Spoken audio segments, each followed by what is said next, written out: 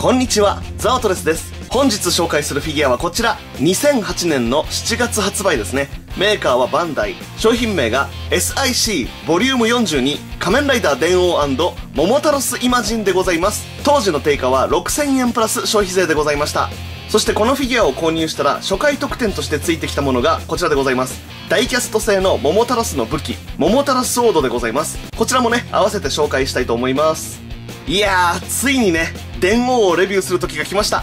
めちゃくちゃテンション上がります。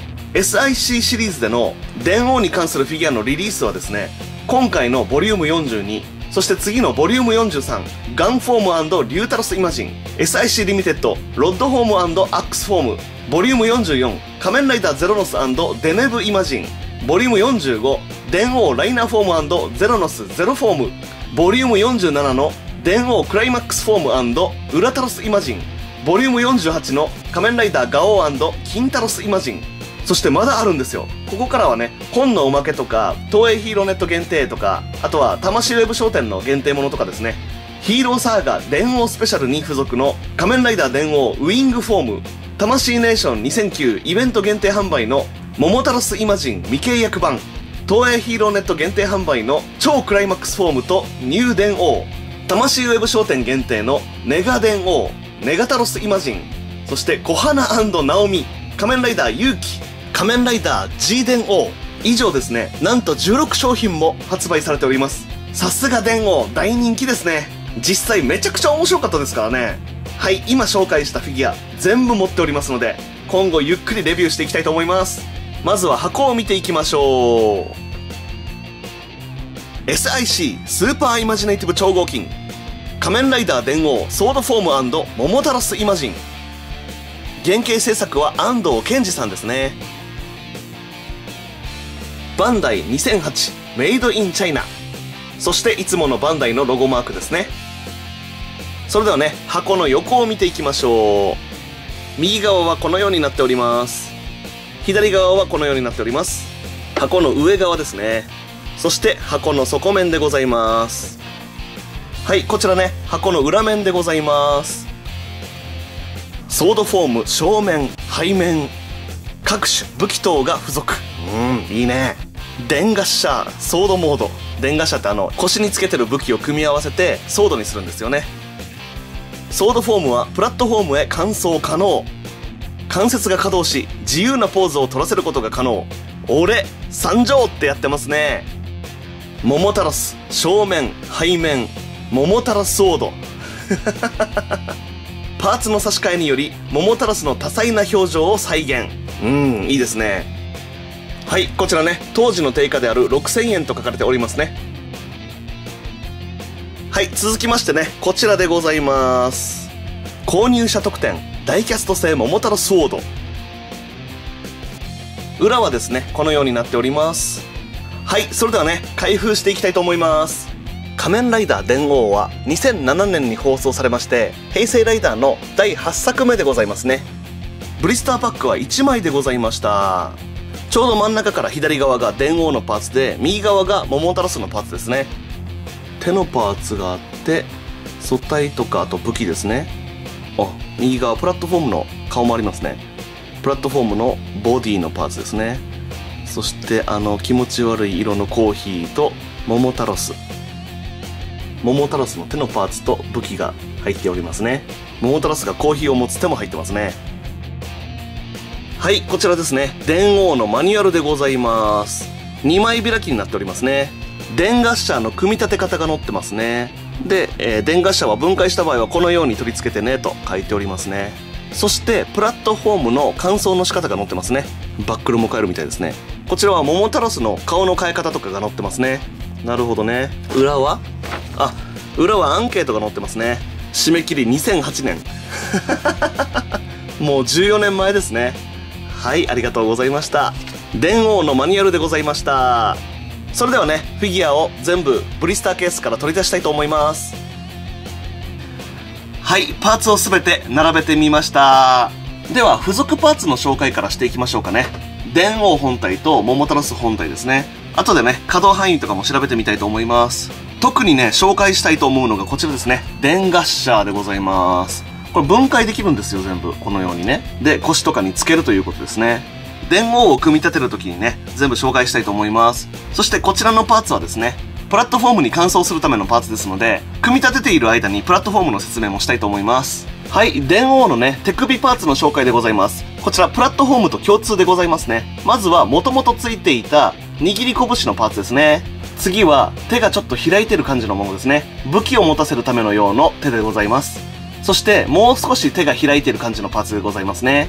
今回の SIC はね、手首がボールジョイントじゃなくてこういう棒みたいになってるんですよ。だから可動がね、他の SIC とちょっと違いますね。はい、そして最後ですね、親指を立てているものでございますね。俺って自分に親指を立てるパーツでございますね。以上ですね、手首のパーツの紹介でございました。で、こちら側は桃太郎ですね。桃太郎のコーヒー。これをね、ちょっと拡大してみましょう。はい、こちらですね。桃太郎用のコーヒーとお盆でございます。よく直美さんが持ってくるお盆ですね。こんなのまで細かく作ってあるってすごいですよね。こちらが普通に入っていた桃太郎ソードで、こちらがダイキャスト製の桃太郎ソードですね。重さがやっぱり違いますね。金属ですからね。ちょっとね、これグラムも測ってみましょうかね。はい、こちらね、測りでございます。試しにね、1円玉を乗せてみますね。1g だったら正解ということですね。1g ですね。ではまずこちら、通常の桃太郎ソードは何 g なのかと言いますと、3g ですね。それに対してダイキャスト。おお、16g。すごいですね。重たいですね。これってフィギュアが持ちきれないんじゃないですかね。重くて。まあ後でね、ちょっと試してみます。それではですね、電ガッシャーをね、電王の腰につけてみたいと思います。仮面ライダー電王の主人公、野上良太郎役を務めたのは、今でも第一線で大活躍中の俳優さん、佐藤健さんですね。2022年の2月現在、32歳だそうです。若いね。はい、電王ソードフォームがね、完成いたしました。それでは拡大して見ていきましょう。仮面ライダー電王を少し紹介しますと、時間をいじくる能力を持つイマジンという奴らがいるんですが、時間を操るためには人間の望みを叶えないといけないんですね。それを契約って言うんですけど、望みが叶ったか叶ってないかを決めるのは人間側じゃなくてイマジン側なんですよ。なのでイマジン側の解釈で勝手に契約完了させて、その人の過去の世界に飛んで、その世界の街を壊したりとかいらんことをいっぱいするわけですよ。これって悪いことじゃないですか。だからそれを阻止できるのが、時間がいじくられても関係ない得意点という体質を持ったものなんですね。それが佐藤健くん演じる野上良太郎なんですが、おいおいおいお前大丈夫かってぐらいめちゃくちゃひ弱な人間だったんですよ。放送当時ね、最弱仮面ライダーって呼ばれてましたね。物語はこの良太郎にうっかり間違えて憑依してしまったイマジン、桃太郎が最初は不本意ながら他の敵イマジンたちの行動を止めていくっていうストーリーでした。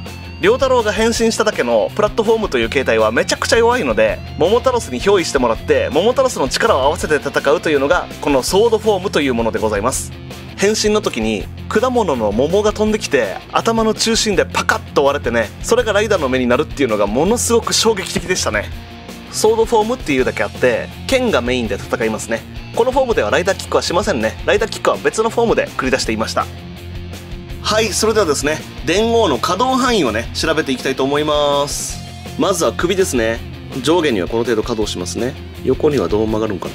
この範囲で可動しますね。いい感じですね。ぐるんと後ろまでは回らないですね。続きまして肩ですね。ここがねパカーンって上に開くんで上がりやすくなってますね。おー、すごいすごい。めっちゃ開くね。回転もするはずなので、1回転しますね。素晴らしい。でここの軸も動きますね。肘もここまで曲がりますね。手首もね回転しますし、このようにも動きますね。両手一緒かな。一緒ですね。ボディは多少可動しますね。こんな感じ。腰も少しねじれるみたいですね。そして足ですね。この部分ね可動しますんで足の邪魔にならないですね。足はここまで開きます。そしてここの軸も曲がりますね。膝、いいね。膝もめっちゃ曲がりますね。足首とつま先ですね。つま先も可動します。おおつま先こんなに可動するんだね。すごい。両足一緒ですね。ソードフォームの可動範囲の確認でございました。ドゥルルルドゥルルルドゥルルルソードフォームテレテテテテレレ。待ちきれないですね。俺参上のポーズをさせてみたいと思います。こんな感じだったかな。俺参上。決まったー。桃太郎最高。関さん最高。決まりましたね。実はこれがね、ずっとやりたかったんですよ。嬉しい。もう今日これでレビュー終わりでいいんじゃない？ダメだね。まだプラットフォームも桃太郎スイマジンのレビューも残ってるからね。はい、シャキシャキやりたいと思います。次はね、武器を持たせてみましょう。はい、今度はね、武器である電ガッシャーを持たせてみました。お、かっこいいね。行くぜ行くぜ行くぜってから迫ってきそうですね。怖い必殺。俺の必殺技。でやっとーみたいなね。関さんの声がね、めちゃくちゃかっこよかったんですよね。最高でしたね。はい、それではですね、SIC ではない通常の電王のフィギュアとね、どのぐらい造形が違うのかちょっと比べてみたいと思います。はい、こちらですね、バンダイの300円カプセルトイ、仮面ライダーアルティメットソリッドで発売された電王でございます。まあ似てるといえば似てるし、全然違うといえば全然違うっていう感じですよね。胸のディティールなんてね、これとこれですよ。えらい違いですよね。やっぱりね、SIC シリーズは素晴らしいですね。こういう細やかな装飾が大好きです。背中とかふくらはぎとかも全然違いますね。SIC はリアルさが命ですからね。細部にまでこだわってもらわないと困りますもんね。仮面ライダー電王ソードフォームのフィギュアレビューでございました。はい、それでは次はですね、プラットフォームへね、乾燥してみたいと思います。ぶっちゃけプラットフォームって一番弱いフォームだからニーズないと思うんですよ。なのでね、ささっとやりたいと思います。まずはソードフォームの顔を外してプラットフォームの顔に取り替えます。そしたら今度は太ももの赤い部分を黒に変更させます。これは両足ですね。そしてボディのパーツを外してプラットフォーム用のボディに取り替えたら、バックルもグレーのバックルに取り替えて完成ですね。はい、プラットフォームへのね、乾燥が完了いたしました。ここの膝がね、パカーンって開くところ良かったですね。開いてから太もものパーツをね、入れ替えるっていうやつ良かったですね。こう開いてね。このギミックが面白かったです。それではね、あまりニーズはないと思いますが、一応ね、プラットフォームの拡大を見ていきましょうか。野上良太郎が最初に変身するのがこのプラットフォームなんですが、先ほども言いましたけど、プラットフォームってめちゃくちゃ弱いんで、この状態で戦ったのは49ある電王の中で全部で15分ぐらいじゃないですかね。もっと短いかもしれませんね。まあ測ったわけじゃないんで、実はもっと多いかもしれませんけどね。僕個人としてはね、そんな印象でございます。しかしさすがにね、このプラットフォームはね、かっこいいとはあまり思わないですね。こうやってね、パスを恐る恐るベルトのこの部分にね、近づけて訳が分からず変身するっていうのが一話目だったんじゃないかなと思います。どうするの？どうするの？ここにルルルルルルルルルみたいなね。仮面ライダー電王プラットフォームのフィギュアレビューでございました。短っごめんなさい。はい、皆様お待ちかね、桃太郎スイマジンの登場でございます。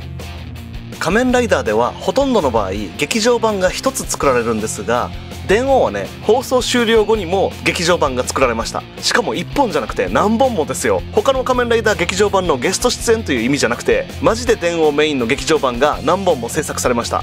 それほど大人気の電王ですが、人気の要因には間違いなく味方イマジンたちの活躍があったと思います。桃太郎ス以外にもイマジンは何人も出てくるんですが、そのイマジンたちに人気声優さんを起用したんですね。みんなめちゃくちゃいい声ですよ。この桃太郎の声優さんは関俊彦さんですね。2022年の2月現在59歳だそうです。アニメの話になってしまいますが、他の作品では忍たま乱太郎の土井先生とか、ガンダムシードのラウル・クルーゼ、ガンダムシードディスティニーのレイザ・バレル、そしてセイントセイヤハーデス編のスコーピオンのミロ、ロストキャンバスの教皇聖治、鬼滅の刃の鬼仏寺無惨の声ですね。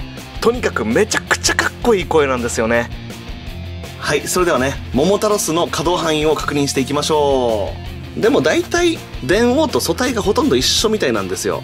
だからお回るじゃん、気持ち悪い腕はどう？腕はなるほどね、このパーツごと移動するのか。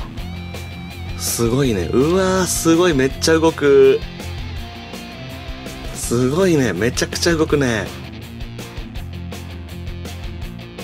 落ち込んでるももちゃんって感じですねはい、それではね、いろいろなポーズを取らせてみたり武器を持たせてみましょう。うわー、めっちゃ極悪な赤鬼に見えますね。こいつのキャラクターを知らんかったらめちゃくちゃ怖いように見えるんだろうな。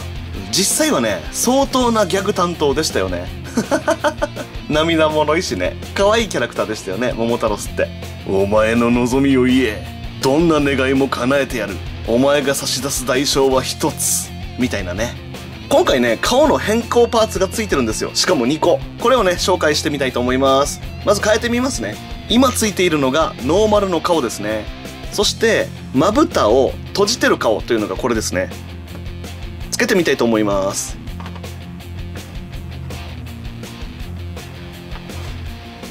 はい、これね、今気づいたんですけど、マスクを取りましたら口まで作られてましたね。これ稼働するのかな？うわ、すごい。口稼働するやん。そうだったの？知らんかった。めちゃくちゃいいじゃないですか。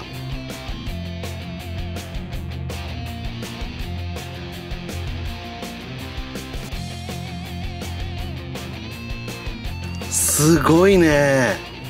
桃太郎の口、めちゃくちゃ開きますね。はい、それではね、顔のパーツを交換してみたいと思います。こちら、まぶたを閉じてるというタイプだそうです。これがね、今つけていたやつ。目が黒いでしょ？目が開いてるというものですね、こっちがね。で、今、まぶたを閉じていると。そしてこちらですね、まぶたが半開きのもの。これもつけてみたいと思います。寝ぼけてる感じでいいですね。はい、それではですね、この桃太郎ソードなんですが、ダイキャストのね、16g のこれにね、持ち替えても手は落ちないのか、やってみたいと思います。絶対落ちると思うけどな。一応持てますね。なんだ、すごいじゃん。なんとか持たせて飾ることはできるみたいですね。すごいな、びっくりしました。はい、こちらですね、コーヒーを飲んでくつろいでいる桃太郎でございます。足もね、若干ですけど、組んでるようには見えますね。この時は目が半開きがいいんかな。桃太郎ってコーヒー飲んだら眠くなるんだったかな。なんかそんな設定ありませんでしたっけ？ずいぶん前に電話を見たからあまり覚えてないですけどね。ただ面白かったってことはすごく覚えてます。一応ね、お盆も持たせてあげました。このガールズインユニフォームのな、桃太郎の椅子にしていた箱なんですけど、ガールズインユニフォームのマスクドライダーエディションなんですよ。ここに桃太郎映ってますね。桃太郎イマジンのフィギュアレビューでございました。それでは本日は2008年の7月発売 SIC ボリューム42仮面ライダー電王ソードフォーム&桃太郎イマジンのフィギュアレビューでございました。僕の中ではね、電王は本当に名作だったと思いますんで、今回フィギュアレビューができてとても満足しております。電王のフィギュアはいっぱいありますんで、またいつかね、電王関連のフィギュアレビューをするときはよろしくお願いいたします。次回の SIC 仮面ライダーのフィギュアレビューはボリューム41仮面ライダー X& アポロガイストでございます。本日も最後まで動画を見ていただきましてどうもありがとうございました。また次の動画でお会いしましょう。バイバーイ。